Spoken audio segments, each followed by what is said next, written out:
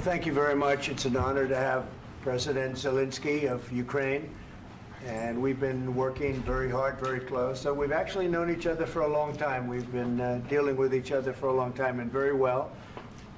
We had a little negotiation spat, but that worked out great. I think for both countries, I think for the world, actually, beyond both countries. And we have something that is a very fair deal. And we look forward to getting in and digging and working and getting some of the rare earth. But it means we're going to be inside, and it's a big commitment from the United States, and we appreciate working with you very much.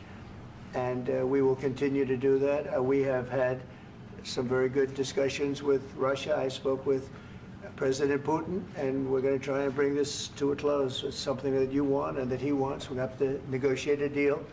But we've started the confines of a deal, and I think something can happen. The big thing is the number of soldiers, mostly at this point, but soldiers being killed. You're losing thousands of soldiers. On both sides, we're losing a lot of soldiers, and we want to see it stop. And we want to see the money get put to different kinds of use, like rebuilding. And we're going to be working very hard.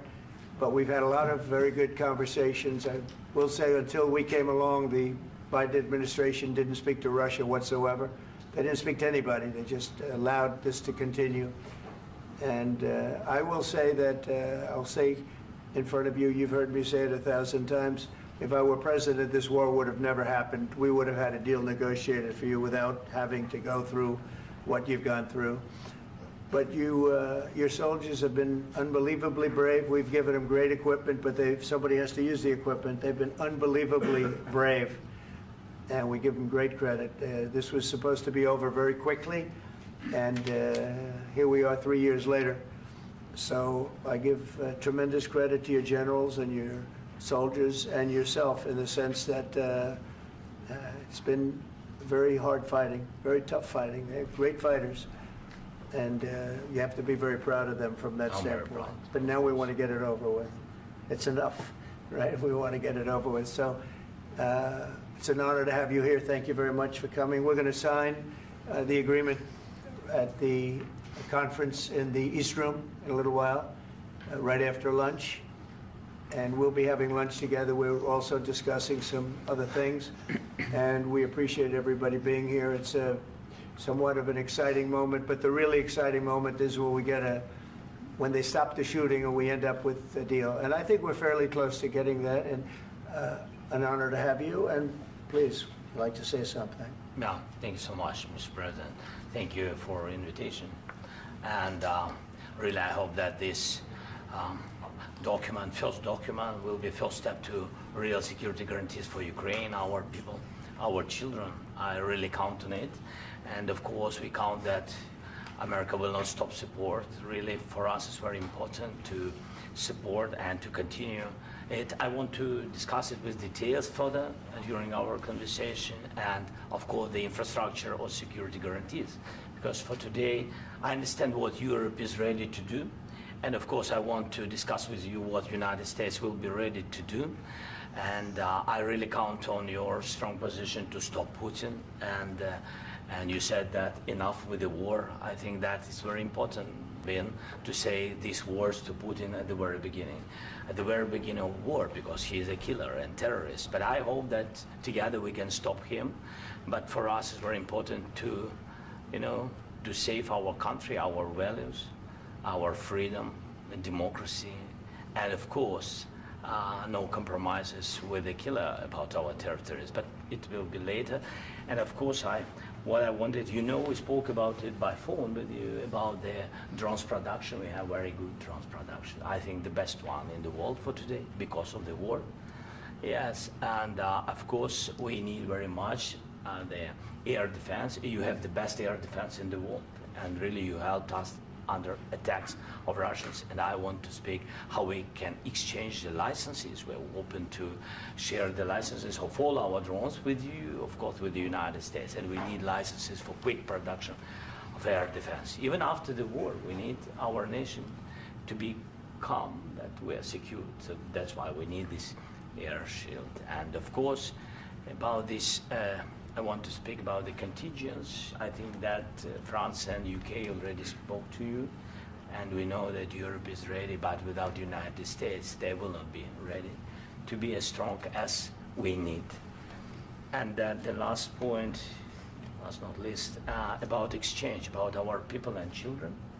And you know that these crazy Russians, that they stolen 20,000 of children, Ukrainian children. They changed their names, they changed their families, relatives, and now they're in Russia. We want to bring them back, and really, it's a big dream, task, and goal for me, and our warriors. By the way, Mr. President, we exchanged, released more than 4,000 warriors from Russian prison, but there are thousands more in the prison. I wanted to share with you some images. How it's. I've just can I now? Yeah, Have I? please. Some minute, 1 minute. Just you to understand in what circumstances, in what situation they are, and what the attitude of Russia to our prisoners. That guys, just you before and after. And you see before and after, just you to understand. Now thousands of such guys, ladies and men, there, and that, so they don't eat, they beat them, and they, they do a lot of, bad things. So out of, even during the war, there are rules. Everybody knows there are rules during the war. So these guys, they don't have any rules. You see that 50, 60 kilograms left, and a lot of such things. And I didn't want to show you what the changes with images of children, because I will just share with you. And, I mean, it's looking tragic. Yep, that's tough stuff. I wanted very much to give you, and you see. Yeah. This is pastor, by the way. They stolen pastors because it's not Russian church. They stolen pastors and moved pastors to the prison. At the end of last year, we brought 3 pastors, and we could exchange them. And this is pastor, you see. Yeah, it's tough. Yeah. So I mean, this I wanted to show you, and this. So thank you very much. We want to get that ended, right? Yeah. Of course, we And want. I think we will. And We have to, of course. do you have any questions, please? Mr. President, Thank you, Mr. President. With how much money is the U.S. going to put into the fund that is being created today, and how does this provide long-term security for Ukraine? Well, we don't know exactly how much, because we're going to be putting some money in a fund that we're going to get from the raw earth that we're going to be taking and sharing in terms of revenue. So it's going to be a lot of money will be made from the sale and from the use of raw earth. And as you know, our country doesn't have much raw earth. We have a lot of oil and gas, but we don't have a lot of the raw earth. And what we do have is protected by the environmentalists, but that can be unprotected, but still it's not very much. They have among the best in the world in terms of raw earth. So we're going to be using that, using it for all of the things we do, including AI and including weapons and the military, and it's really going to very much satisfy our needs. So it's something that just worked out really well. We have a lot of oil, and we have a lot of gas, but we don't have raw earth. So this has just about every component of the raw earth that we need for computers, for all of the things we do. This puts us in great shape. And long-term security for Ukraine. How does this provide? I think they're going to have great luck. I think once we make the agreement, that's going to be 95% of it. They're not going to go back to fighting. I've spoken with President Putin, and I feel very strong. I've known him for a long time, and I feel very strongly that they're very serious about it, and we'll make a deal. And when the deal is made, I don't think, we talk about security. Everyone's talking about the other day, all they talked about was security. I said, let me make the deal first. I have to make the deal first. I don't worry about security right now. We have to have a deal, because right now, last week, 2,000 soldiers died on both sides. 2,000. And they're losing 1,000, 2,000, 3,000 a week. So as we sit here and we talk, people are getting shot and dying on the battlefield. And, you know, they're not American soldiers, but they're Russian soldiers and they're Ukrainian soldiers, and we want to be able to stop it. And we want to be able also to spend money on other things. We don't want to, this is a tremendous amount of money. And what the Biden administration did was terrible. They were giving money, but he had no security on the money. Europe, as you know, gave much less money, but they had security. It was in the form of a loan. They get their money back, and we didn't. And now, at least we're protected because the American taxpayer has to be protected too. But this is an incredible agreement for Ukraine because we have a big investment in their country now, and what they have, very few people have. And we're able to really go forward with very, very high-tech things and many other things, including weaponry that we're going to use in many locations, but that we need for our country. Mr. President, This allows us to do that. will you continue I'm sorry. sending military aid? Yes, go ahead, please. If Yeah. I can just, yes. In the document, there is one of the very important points. If we speak about business and investment, we never had LNG terminals in Ukraine. This document will open. I mean, the next documents, but anyway, here we see in the framework, we see really goodwill for this. LNG terminals for us is very important, and I think for security of European continent. We have the biggest storage, gas storage. We have the biggest in Europe. Yes, yes, and we can use it. Use it for LNG. Use it for LNG, and we will do it. And really, we can help Europe because Europe really helped. President Trump said that they made less support, but they are our friends and they are our very supportive partners. They really gave a lot, Mr. President. They did. They did. They gave a lot, but they gave much less. No. Much less. No. No. Don't argue with me. No. Okay. Okay.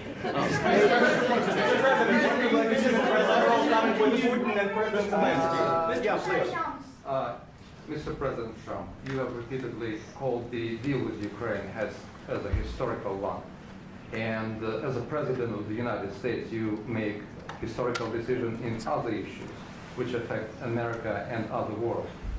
So what place in the world history do you want to take? And do you associate yourself with any famous historical figures? Yeah, I'd say George Washington, Abraham Lincoln. I would say I'm far superior to George Washington and Abraham Lincoln. Now, you know I'm only kidding, right? Because when I say that, the fake news is going to go wild. They're going to say he considers himself to be better than Washington. But you never know. You never know. I don't compare myself to anybody. I'm here to do a job. We've had a great 35 days or whatever it might be, a month, a little more than a month. We've accomplished tremendous amounts. Not only this would be a very great achievement if we could get the war stopped and get them back to normalization. I think that's going to happen. We've had very good talks on both sides, as you know. But I think we've done a very good job, just generally. If you look at all of the things we've done in 30 days, they're saying there's never been a opening for a president.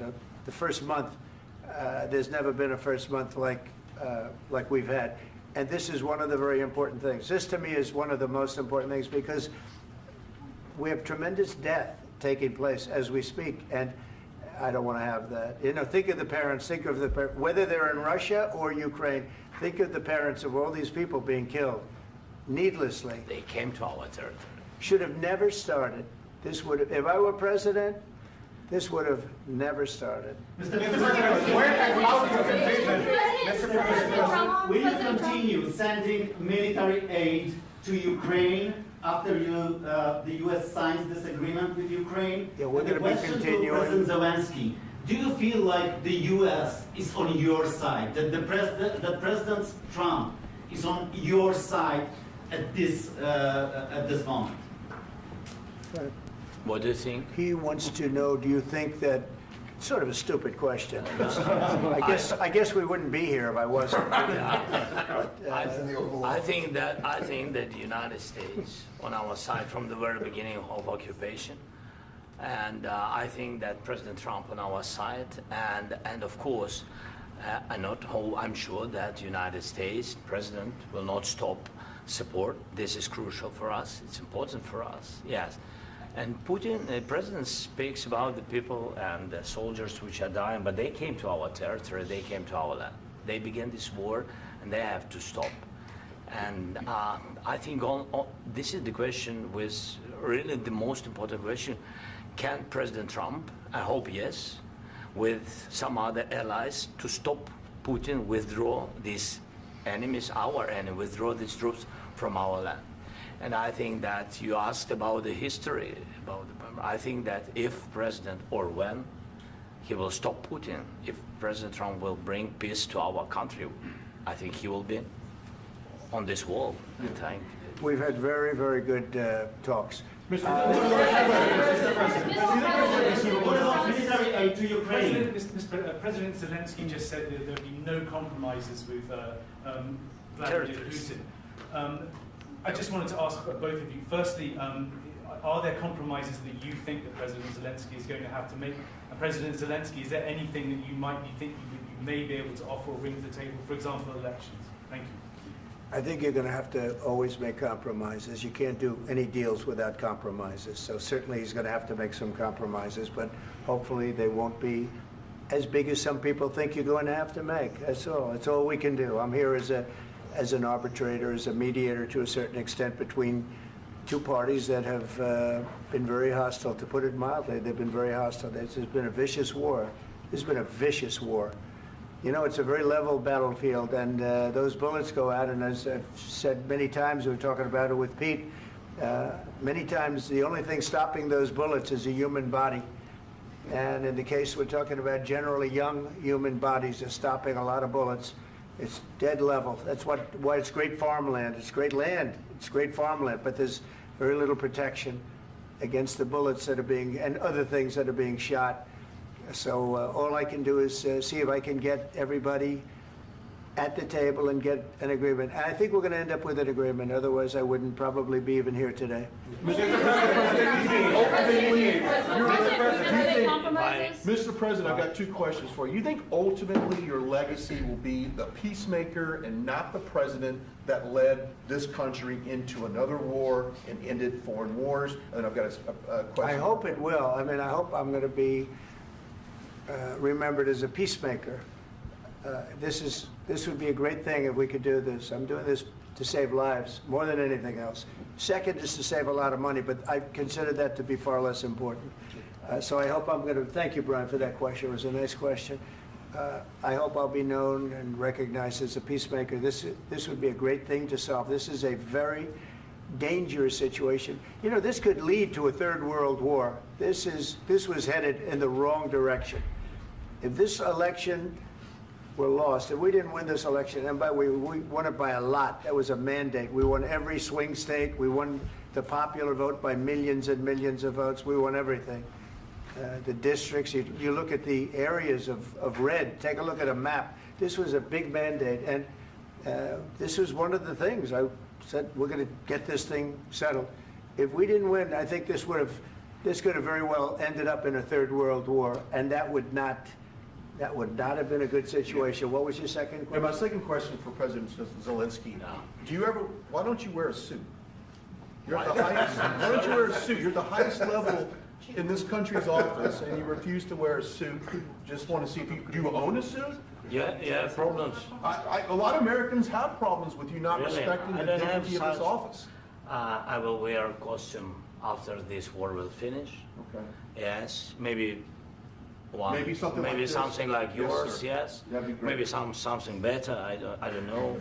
We will see. Maybe something cheaper than. Yeah. Thank you. Thank you. President Trump. Thank you, President Trump. You said yesterday that you have. Are you going to send more arms to Ukraine in case there's no peace? Yeah, we're going to have arms to Ukraine, yeah, sure.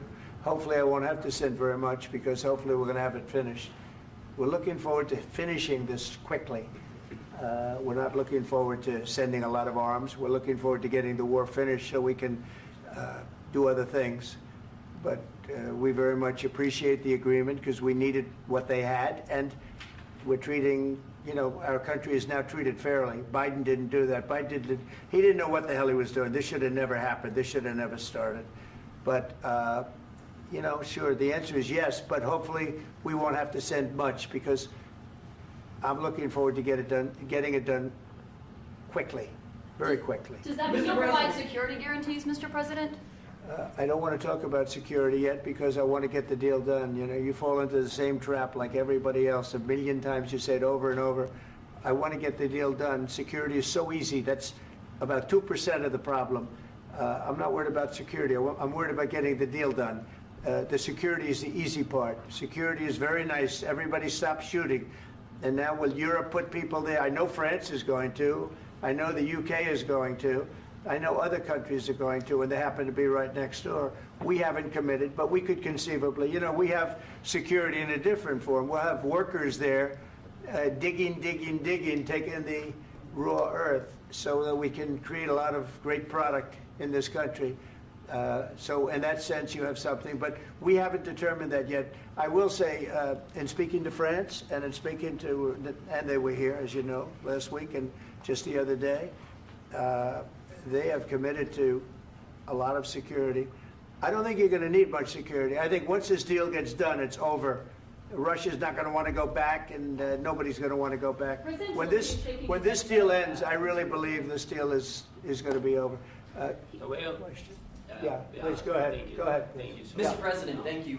You had President Macron and Keir Starmer at the White House this past week, both of whom praised your courage and conviction to lead the pathway towards peace. Yes. Part of that involved, though, re-engaging Russia in diplomatic relations, something that previous leaders lacked the conviction to do so. What gave you the moral courage and conviction to step forward and lead that? Well, I love this guy. Who are you with? One American News, sir. Well, that's why I like him. One American News does a great job. I like the question. I think it's a very good question. It's a pathway to peace. It's a pathway to getting something solved. And I feel that as the head of this country, I have an obligation to do that. Plus, you know, we're very much involved. We got involved. It's too bad we got involved because there should have been no involvement because there should have been no war. And there shouldn't have been October 7th. That would have never happened. As you know, Iran was broke. They had no money to give to Hezbollah. They had no money to give to Hamas. They were stone cold broke. And then under Biden, they became rich as hell.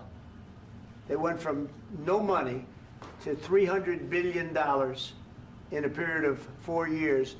And they gave a lot of that money away, and you see what happened. And that's a real mess also that we hope to be able to solve. But no, I appreciate your question very much. I feel I have an obligation to try and do something to stop the death. If I can answer, yes, if I can answer, Please, sorry, go ahead. please. And I do like your clothing, by the way. Yeah, really? Even though I think he's a Yeah, great guy, yeah. by the way. But I don't know if you two like each other. But you know what? I think he's dressed. I think he's dressed I like beautifully. this guy. I don't. I think he's dressed beautifully. So I have more serious things than answer on such Yeah, questions. sure, that's I will okay. answer on more serious That's a good questions if statement. I can. That's good. Yeah. So please, about security guarantees and about just ceasefire. We can't just speak about ceasefire and speak and speak. It will not work. Just ceasefire will never work because I'm like the president. I have this experience, and not only me. Ukraine before my presidency, from the 2014, Putin broken 25 times. 25 times he broken his own signature. 25 times he broken ceasefire. But he never broke to me. He never broke to No, me. you were the president.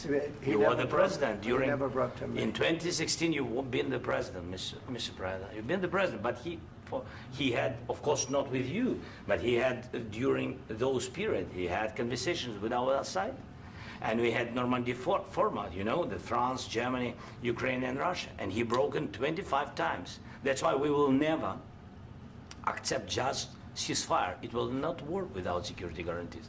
Security guarantees, maybe President is right about this document and other, but this document is not enough. Strong army is enough because his soldiers afraid, Putin's soldiers afraid of our soldiers when we're strong enough. If we are not strong enough, if we are empty, if our storage is empty, we can't defend our land.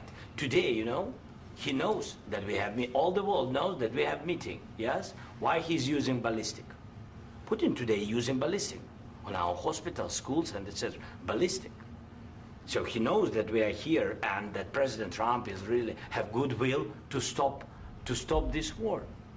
And you hear now the president. So why he's using? So he doesn't want to stop. He doesn't want. But I hope that we will do it. Really, we'll do it. Security. When we speak about security guarantees, when the Europeans are ready for contingents, they need USA backstop.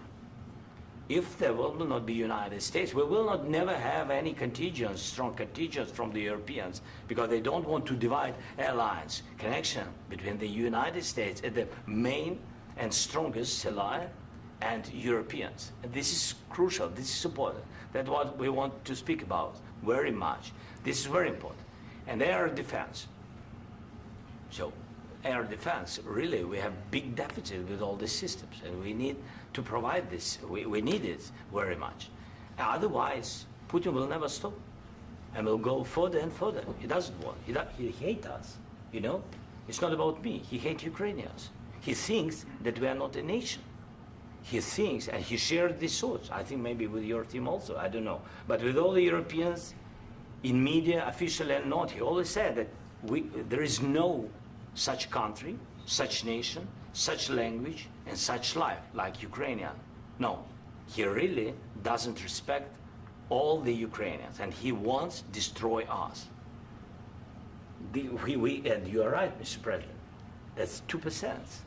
This document, maybe other documents, it's a very good start, very good, but it will not enough to stop this person. Should Russia pay to rebuild Ukraine? Mr. President, after these Should Russia pay to I asked rebuild Ukraine? They have to Zelensky pay. this question. He This didn't is like the rule. because This is the rule of because the war. I'm This is sorry. the rule of the war. During all the centuries, all the history, this is the rule of the war. Who began, those pay. Do you agree This with is the that? rule. Putin began this war. He has to pay all money for innovation. He has to pay. Of course, some Russian assets, what we have in Europe, about 300 billion, we can use them. We can use for innovation and buy military support from the United States also. We can do it, but it's not enough. It's not enough. President, under these circumstances, do you envision a trilateral summit with because I Putin wanted to and know. President Zelensky? Wait 1 second. I asked this question that you didn't like because I wanted to know if you want to position yourself in the middle between Russia and Yes. Ukraine, or on the Ukraine side. No, I'm in the middle. I want to solve this thing. I'm for both. I want to get it solved. And it's wonderful to speak badly about somebody else, but I want to get it solved. If we can solve it, great. If we can't solve it, they're going to have to fight it out, and who knows what's going to happen. But I want to see it get solved. May I follow up? One more question about U.S. troops in Europe. After Russian invasion of Ukraine, your predecessor sent additional troops to Eastern Europe, including Poland, my country. Yeah. Are you committed to keeping these troops on the eastern flank of NATO in the future? I'm very committed to Poland. I think Poland has really stepped up and done a great job for NATO. They, as you know, they paid more than they had to. They are one of the finest groups of people I've ever known. I'm very committed to Poland. What about Baltics? Poland's in a tough neighborhood, you know. What about the Baltics? The Baltics, they got a lot of, it's a tough neighborhood too, but we're committed. We're going to be very committed, and we're committed to NATO. But NATO has to step up, and the Europeans have to step up more than they have. And I want to see them equalize, because they are in for far less than we're in, and they should be at least equal. You understand that? Why is the United States, we have an ocean in between, why is the United States in for so much more money and other things as Europe? With that being said, and as you said, they've also been obviously very helpful, but we have put in far more than they have, and I think they should equalize. Mr. President, Please, go ahead. About the agreement again today, what changed between the first time that Secretary Bessent gave President Zelensky the agreement and today for the signing? We made a deal.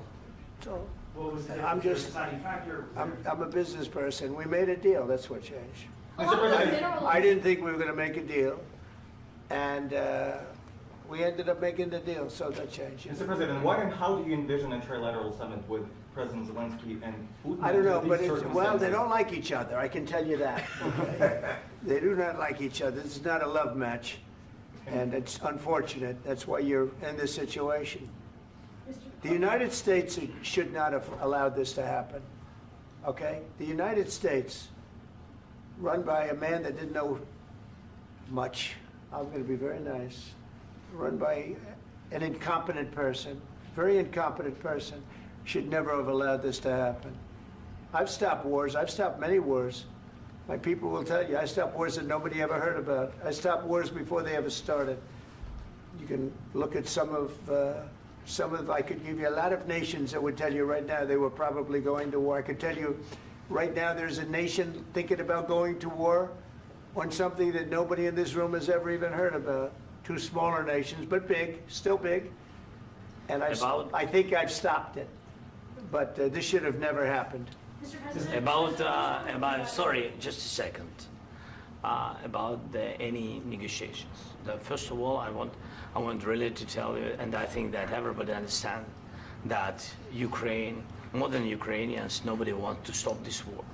But at the future, any negotiations, it's understandable that two sides of the war, not Russia and the United States, because this is not the war between Russia and the United States. This is war of Russia against Ukraine and Ukrainian people. So these two sides will be at the anyway will be at the negotiation table. Then of course United States, like the strongest partner of the Ukraine, and of course Europe. I think Europe is very important. I want to speak about it with the president. Yes, Europe is very important for us because we really defend Europe for today. All Europeans really recognize that we are defending line, and they have real life, and our people are dying. That's why they helped us. And also, it's about the NATO. Yes, between, like the president said, you have big, nice ocean. Yes, between us. But if we will not stay, Russia will go further to Baltics and to Poland, by the way. But first to the Baltics. It's understandable for them because they've been in the USSR. You know, they've been one of the republics of the USSR, and Putin wants to bring them back to his empire. It's a fact. And when he will go there, if we will not stay, you will fight. Your American soldiers, it doesn't matter, do you have ocean or not, your soldiers will fight. Mr. President, would you be willing to visit Ukraine, maybe Kyiv or Odessa, which is going to be at the riviera or Black Sea? It was my question. I'm sorry. I don't want to talk about Odessa now. Let's not talk about Odessa. I want to talk about making a deal, getting peace. We don't have to talk about Odessa, but a lot of cities have been destroyed. There are a lot of cities that are not recognizable. There's not a building standing. No. And a lot of things have to Mr. President, you have to come and to look. No. We have very good cities. Yes, a lot of things have been destroyed, but mostly cities alive, and people work, and children go to school. Sometimes it's very difficult. Sometimes closer to front line, children have to go to underground schools or online, but we live. Ukraine is fighting, and Ukraine lives. This is very important. And maybe it's Putin is sharing this information that he destroyed us. No, he lost 700,000 people, 700,000 soldiers. He lost everything. Yes. So, Mr. President, one more. I mentioned Poland. Please, go ahead. When did you last speak with President Putin, and what did he say that? A couple of days ago. And what did he tell you that gave you the assurance that he wanted peace? Well, that's what I do. My whole life is deals. I know pretty good. And I've known him for a long time. I've dealt with him for a long time. He had to suffer through the Russia hoax. You know, Russia was a hoax.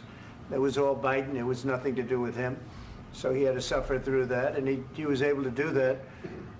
I think that he wants to make a deal, and he'd like to see it end. That's all I do. That's what I do. My whole life, that's what I do is make deals. And I'm in the middle of a mess because this is a real mess. It's a very dangerous one. If this doesn't get solved now, it's not going to get solved for a long time. So I hope we're going to get it solved. In the back, please. Thank you, Mr. President. Prime Minister Starmer claims repeatedly that his government believes in free speech and was not engaged in censorship. But his country's government arrests people for memes and thought crimes, and even more worrisome is pressuring American companies to censor Americans on its behalf.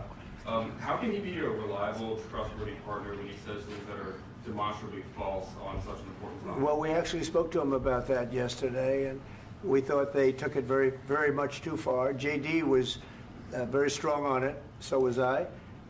So was Marco. And we've been speaking to him about it. Marco, would you like to say something about that? Yeah, we have concerns, obviously, with the conduct of those, particularly as it impacts Americans. And there's real concern that American speech, which is online, could fall into the hands of British or any country's jurisdiction. And so this is a point the Vice President made of Munich, and I think it's a very compelling one, that what unites us with Europe, as much as anything else, is these shared values, and one of them being free speech. And so if Americans are threatened by it, we're going to need to take action in that regard. Mr. President. It's actually a very important question. We spoke about this in detail with the Prime Minister, the Foreign Secretary, and others at lunch yesterday, and I know that Secretary of Commerce Lutnick followed up in private meetings last night. This is really important. We believe Americans have the right to speak their mind, even if we in this room disagree with them. They have the right to speak their mind in the public square, which is often online these days. And we're going to defend that right as it pertains to American companies and American citizens vigorously if we have to. I do think that under the President's leadership, we're going to find common ground with our friends in the UK on this question, but it remains to be seen. The principle that will guide us is we believe in free speech in this country, and we'll fight for it for American citizens. Mr. President, on the deal, is there any other oil and gas component to the deal? Is it all critical? A little bit. We'll see. On LNG? But we're not really looking for that so much. We got a lot. We have more than anybody in the world, by far.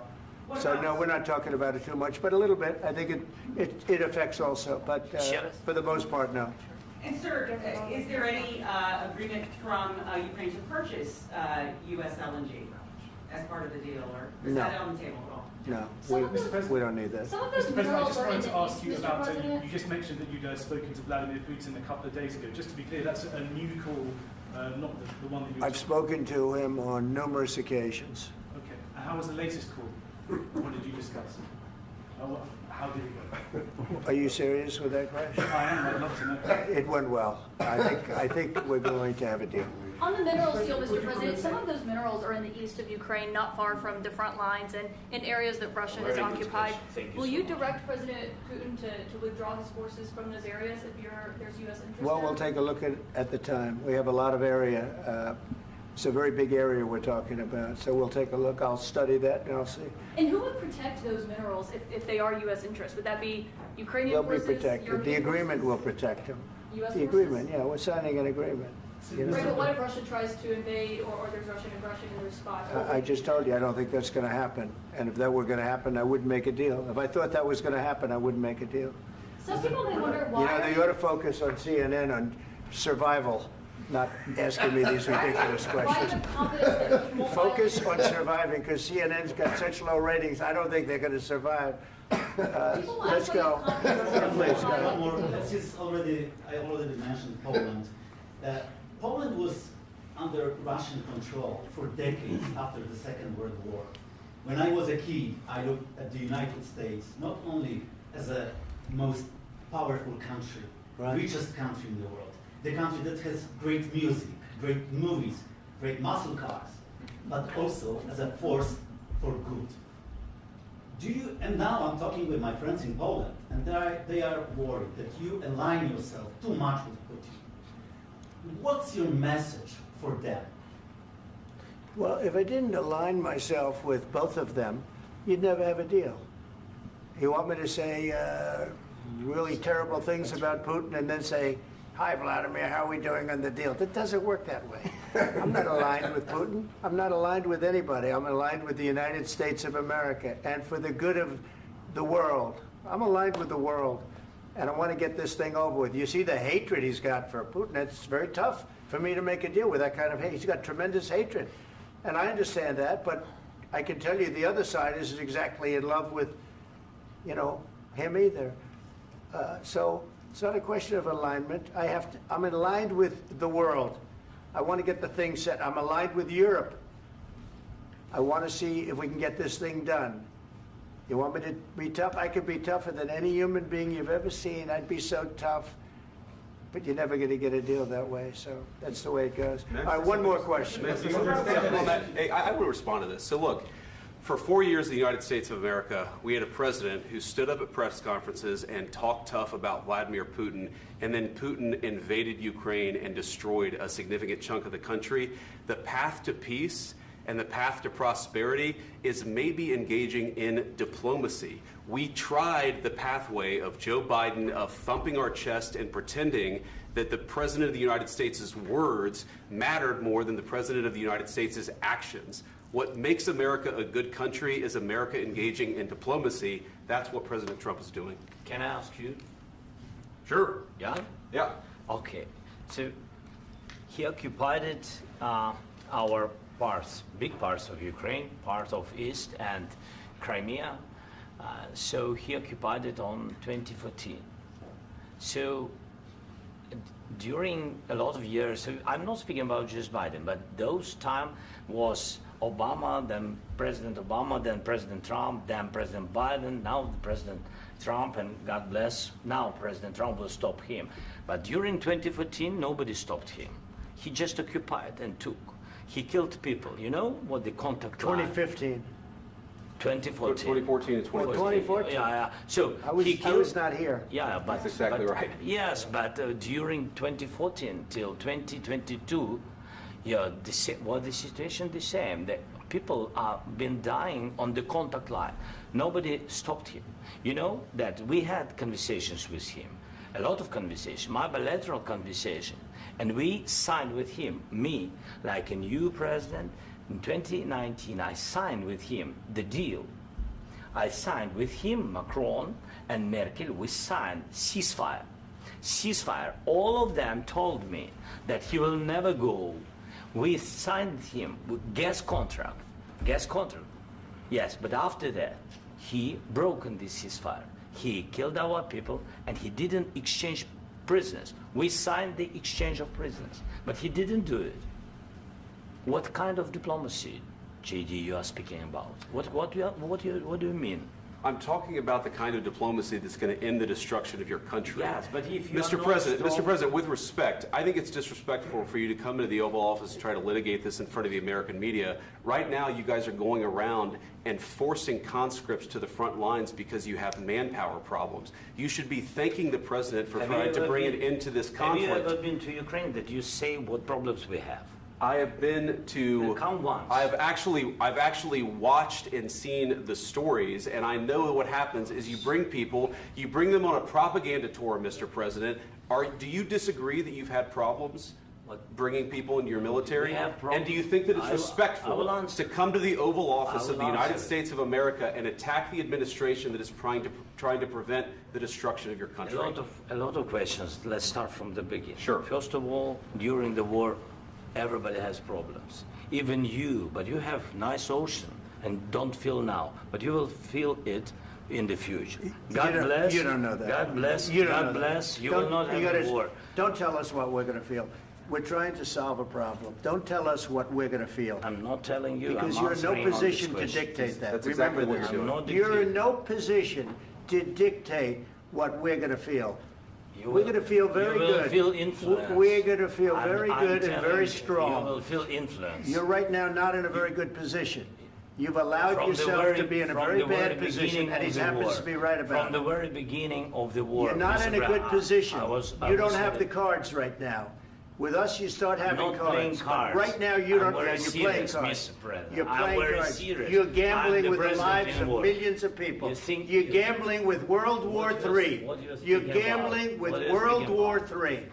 And what you're doing is very disrespectful to the country, this country. That's back to you. Far more than a lot of people said they should have. Have you said thank you once? This A lot entire of meeting? times. No, in this Even entire meeting, today. have you said thank Even you? today. You went to Pennsylvania and campaigned for the opposition in October. Offer some words of appreciation for the United States of America and the president who's trying to save your country. Please, you think that if you will speak very loudly about the war, He's not speaking loudly. He's not speaking loudly. Your country is in big trouble. Can I Wait a answer? minute. No. Can You've I done a lot answer? of talking.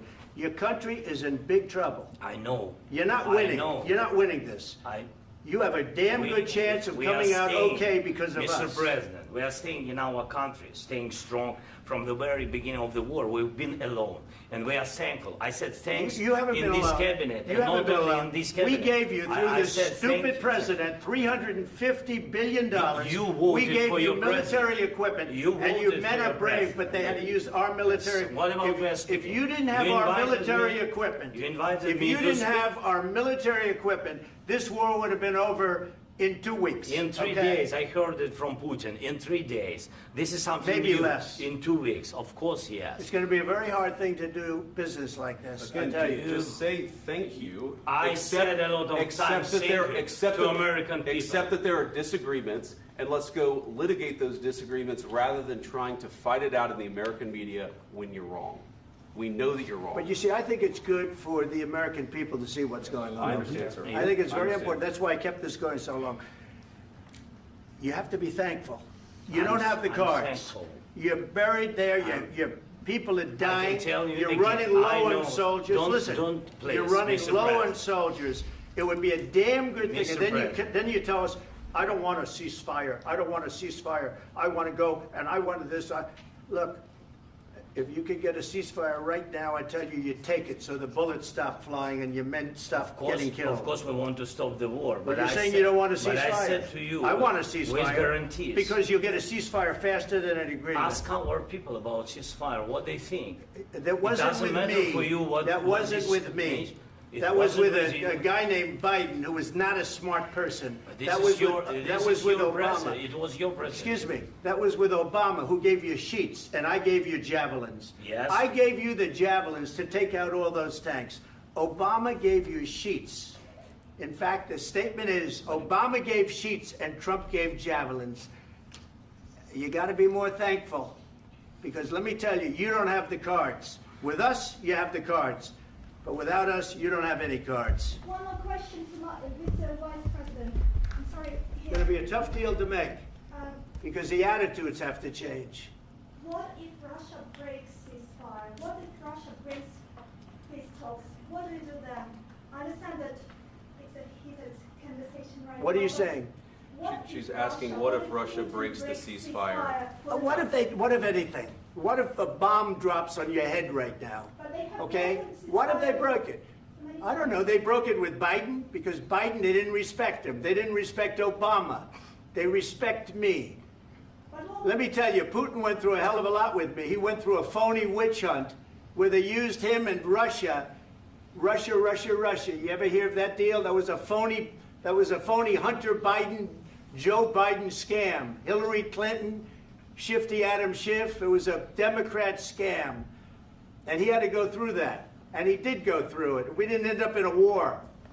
And he went through it. He was accused of all that stuff. He had nothing to do with it. It came out of Hunter Biden's bathroom. It came out of Hunter Biden's bedroom. It was disgusting. And then they said, oh, the laptop from hell was made by Russia. The 51 agents.